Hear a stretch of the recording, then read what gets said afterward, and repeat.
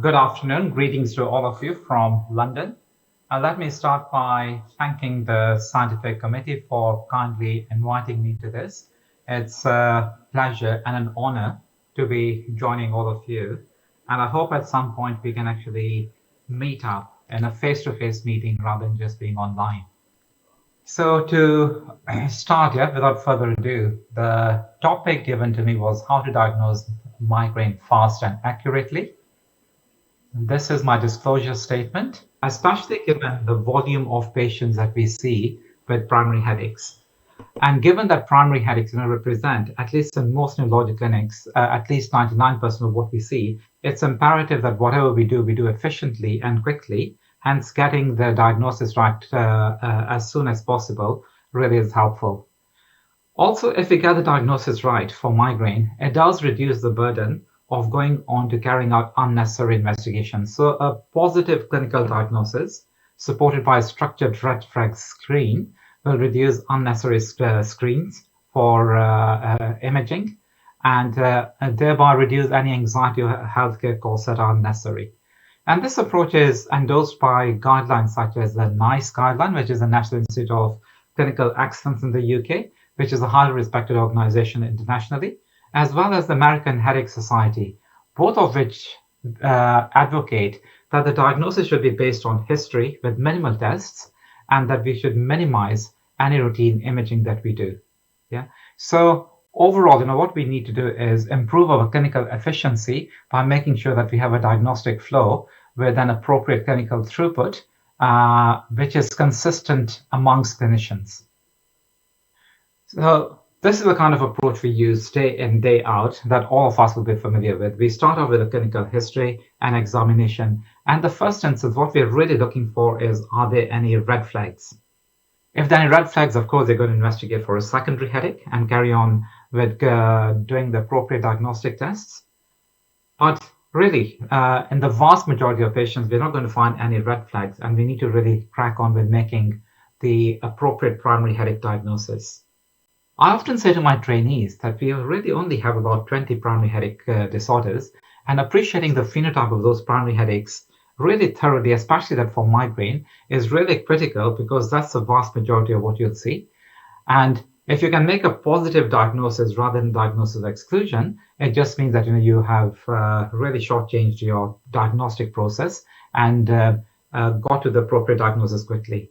But also fully appreciating the clinical phenotype and the spectrum of the phenotype will give you an indication of what the atypical features are and what the typical features are. Anytime there's an atypical feature, then do have a threshold, a low threshold for making a diagnosis, or at least considering a secondary headache diagnosis. Okay, so this is really what our diagnostic flow looks like.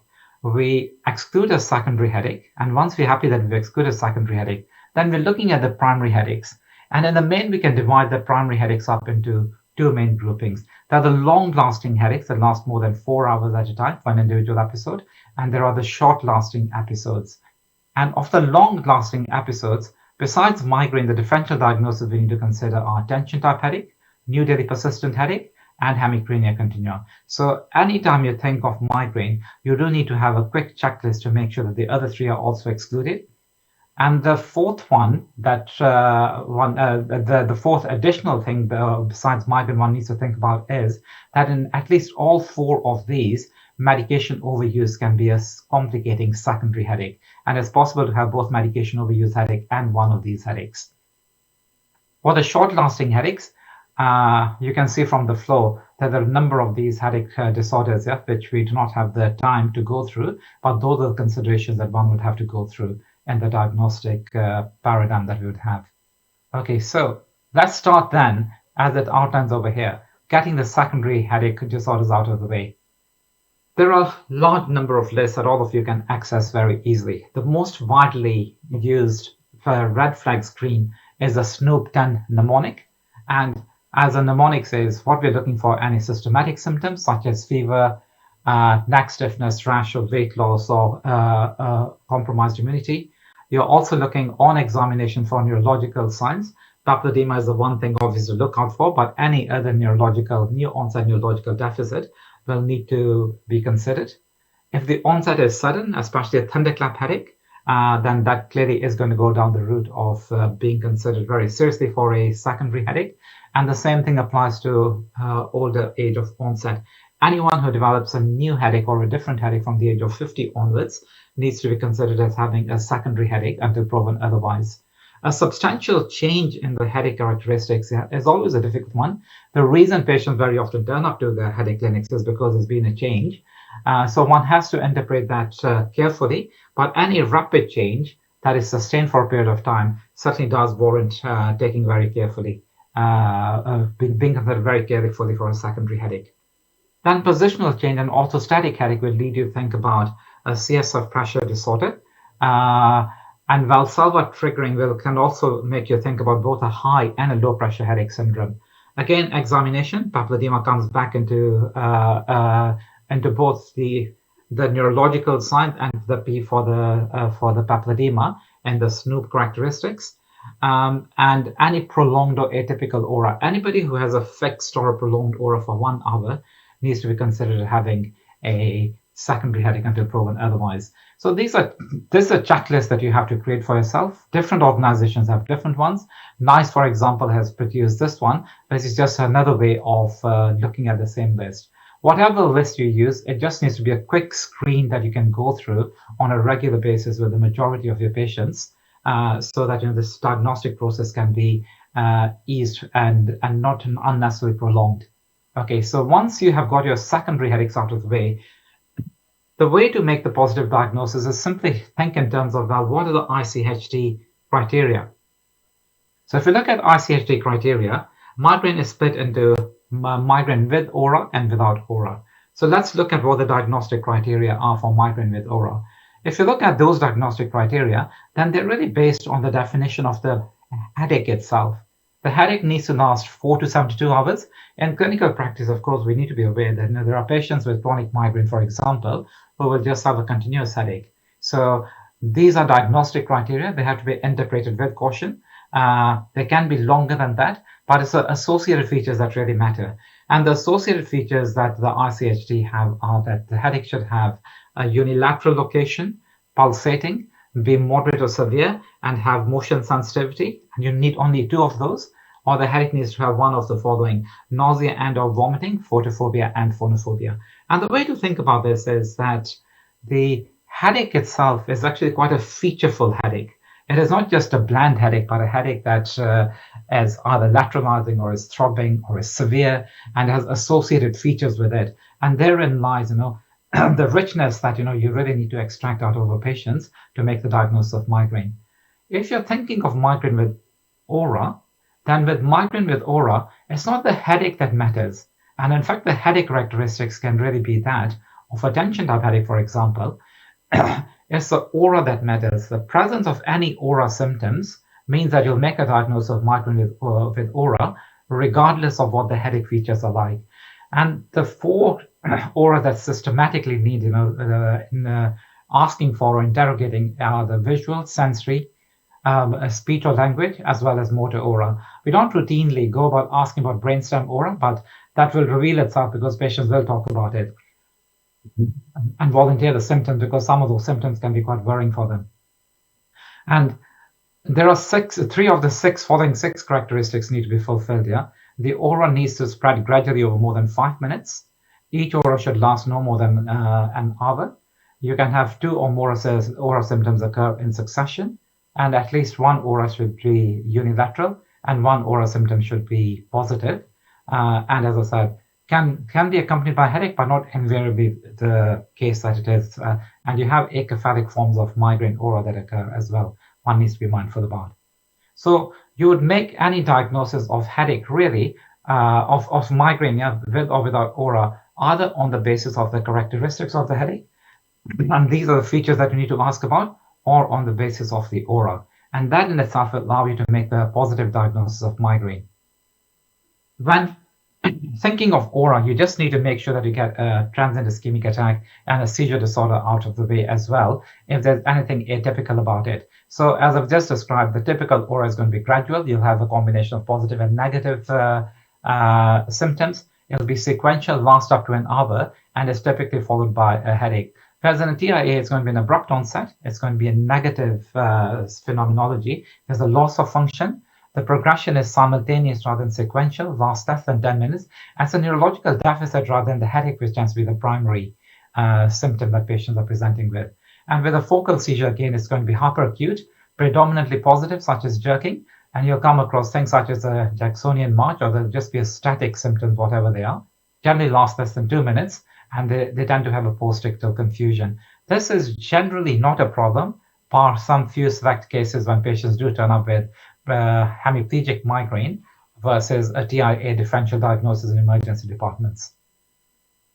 Also, it's probably worth laboring that while those are the minimum characteristics one would point out to, it's worth being aware of the full clinical, very rich phenotype patients with migraine present with.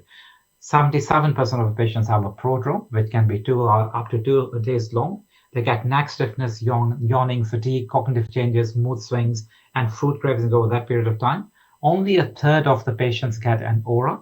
Headache phase is not invariable, and you can make a diagnosis of migraine without actually even having the headache. A lot of middle-aged men, for example, will develop migraine aura without headache for the first time in their 50s and 60s. And then there's a post-drome, which can be highly disabling. 2/3 of the patient will feel exhausted, have difficulty concentrating, have mood changes, and residual discomfort for a period of time.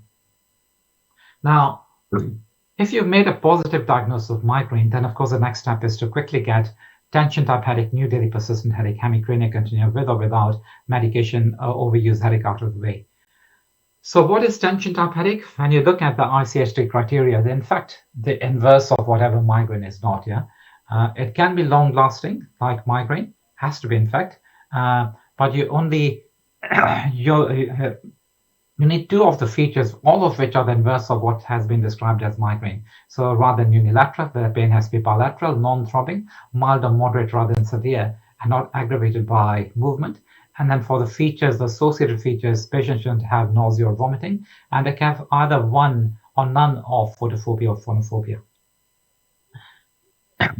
When it's very straightforward and you have a patient without any features at all, the diagnosis of tension-type headache doesn't tend to be challenging. The challenge tends to be when you have, for example, a patient who will have 3 of the characteristics, let's say, for example, of unilateral headache throbbing that is of moderate intensity, but has none of nausea, vomiting, photophobia, or phonophobia. How do you go about labeling those patients?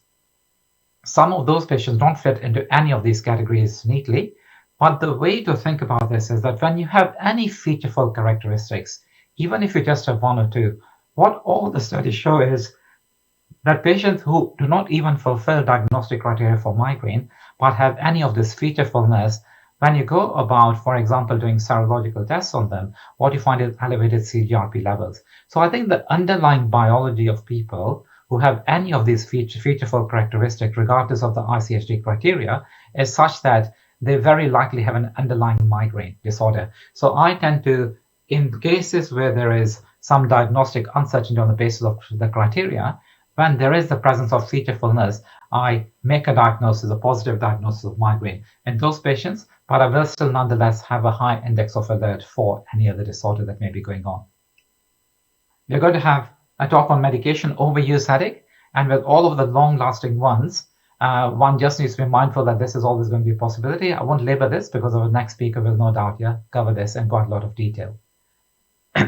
So besides tension-type headache, which is the commonest differential diagnosis for migraine, the other 2 you want to really quickly get out of the way are hemicrania continua and new daily persistent headache. So hemicrania continua is a strictly unilateral continuous headache. It can have migrainous features, but the defining feature is that it has to have at least 1 autonomic feature. So you're going to get 1 of the eye watering, going red, swelling up or drooping, nose becoming blocked or runny, facial redness or facial sweating, and miosis. So if you have a strictly unilateral continuous headache with any one of those autonomic symptoms, subject that patient to a trial of indomethacin, because this is a syndrome that is exquisitely responsive to indomethacin.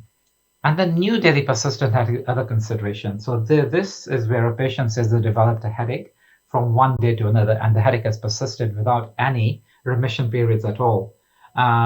They can have some features of migraine. They can have features of tension-type headache.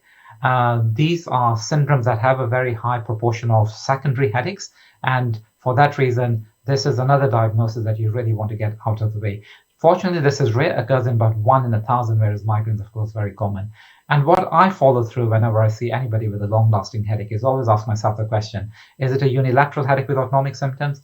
If it is, go down the route of hemicrania continua. I next ask the question, is there a clear onset as a daily headache? And if it is, then I'm going to investigate them very carefully for new daily persistent headache or secondary variants of it. If those two are excluded, then I'm looking for featurefulness. If it's a featureful headache, then I'll make a diagnosis of migraine. And if it's a headache without any features, then I'm going to go down the route of calling attention to a headache. Once you've made a positive diagnosis of migraine, then also it's worth a while very quickly making sure that the variants of migraine are also covered off. So you will make the diagnosis of hemiplegic migraine if you do come across a migraine aura, and the diagnostic criteria are outlined by the ICHD, at least 2 attacks of motor weakness, plus any reversible visual, sensory, or speech symptom. You subdivide into familial or sporadic hemiplegic migraine, depending on the family history. The prevalence is very low, only 1 in about 10,000, but an important one not to miss, and comes in the differential diagnosis of stroke, TIA, or seizure disorder. Vestibular migraine, on the other hand, is very common. 1% of the population will suffer from it. You need 5 episodes of vestibular symptoms lasting up to 3 days. They can have a concurrent history of migraine with or without aura, and the headache has to have some of the features that we have for migraine without aura that has been described already. And remember, a headache is not required during the vestibular episode itself for us to make a diagnosis of vestibular migraine. So this is quite an important one to get out of the way, because there are some specific things that we do for vestibular migraine, such as offer them vestibular rehabilitation therapy. Then the other variants are brainstem aura, again very rare, 0.4% of the population, and these patients have brainstem symptoms such as dysarthria, vertigo, tinnitus, diplopia, ataxia. Retinal migraine, vanishingly rare. I've seen, I think, 3 cases where they have a monocular visual disturbance. And in women, it's very important to establish whether or not they have got menstrual migraine, because you can offer hormonal treatments, bearing in mind that 10% of female patients will have pure menstrual migraine, i.e. only migraine during menses, and 50% overall will have an exacerbation, but will also have non-menstrual migraine episodes. So the diagnostic process, as you can see, can be quite detailed. Yeah, you can have a lot of questions to ask when you're getting your red flags out of the way. The headache itself is a very rich phenotype, and there are loads of questions you can ask about, and there are loads of questions that you can ask about the differential diagnosis. But what every guideline says is that we do, and they do endorse that, we need to have shortcuts to make a fast, accurate diagnosis, because in clinical practice, it is simply not pragmatic to go through each and every one of these things. So what we tend to use is, we tend to use the ICHD as the gold standard for the diagnostic precision, but we simplify it and we don't go through each and everything. We go through the critical, important things.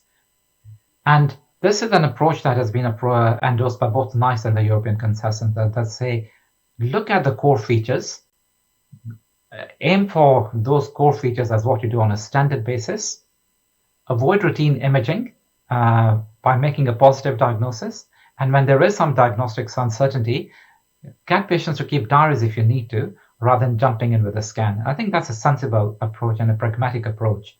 And how I and others advocate is that the key features to think about and what we have data for is what we call the Pound mnemonic. If you look for pulsating character, the O is for hours without the H being added in, attacks lasting up to 3 days, unilateral location, nausea, or a disabling headache. And if you have any 4 of this, your likelihood ratio is about 24%, i.e. highly likely you have a patient with migraine. If only 3 of these characteristics, then it's only moderate. And if you have 2 or less characteristics, then the probability of having migraine is low. And so just be mindful that even this as a quick screen can be quite a useful way of ascertaining whether someone got migraine. There are some other screens that are available, what we call ultra brief validation screeners. They have the ID migraine is the commonest one, has 3 questions on disability, nausea, and photophobia. There's a basic brief screen, and there's also the migraine screen questionnaire. The issue with them is that while they're very quick to administer, usually you can do this within 30 seconds, their sensitivity and specificity is quite poor. So I think they have possible utility in primary care, but very limited utility in neurology practice. This is not what we want to be using, but it's fine to educate our primary care physicians to use it as and when appropriate. So in summary, I would say that this is a five-step diagnostic pathway that I tend to have, most of which is very, very quick to administer. I tend to firstly rule out the red flags and just go through either the Snoop questionnaire or something like what NICE says. And I can do that very quickly. I have a checklist that I use myself, and it's very similar to what the Snoop checklist is. I then make a positive diagnosis. I tend to do it on the basis of the ICHD criteria. If you learn those criteria, you can ask pretty much all of those questions very, very quickly, generally within a minute or two. Bear the pound mnemonic in the background as a rapid rule-in tool, but I don't tend to use the ultra-brief instruments. I don't think that that's what we should be doing in neurology practice. I then very quickly consider the differential diagnosis of the long-lasting headaches, tension-type headache versus new daily persistent headache versus hemicrania continua, and either rule in or rule out medication overuse headache in every one of those patients. I subclassify the diagnosis. Episodic versus chronic migraines clearly are very important, but also I then look for any of the special cases such as vestibular, hemiplegic, brainstem, aura, retinal, menstrual migraine, and I'm very, very judicious about the imaging. I tend to make a positive diagnosis of migraine, and only if I have serious concerns that there may be a secondary headache will I go on to considering neuroimaging. And that's the overall pathway that I tend to use, and that's what I would like to get you to do. Thank you very much. I'll stop there.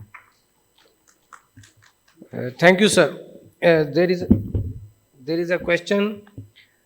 How we recognize migraine in patient with multiple comorbidities like patient? Please open the chat. Yes, I've seen the question. Thank you very much. Yeah, so how to recognize migraine patients with multiple comorbidities, with psychiatric disorders and in epileptics? Well, I think you still have to go through the same process. Regardless of whatever the comorbidities are, you still have to interrogate for those headache features. And if those headache features do fulfill the criteria of migraine, then that's fine. Then those patients do have migraine. Yeah. So I think the comorbidities are interesting because they will have all sorts of implications in terms of how we manage these patients. But I don't think it changes the diagnostic process. At least in my mind, it doesn't anyway.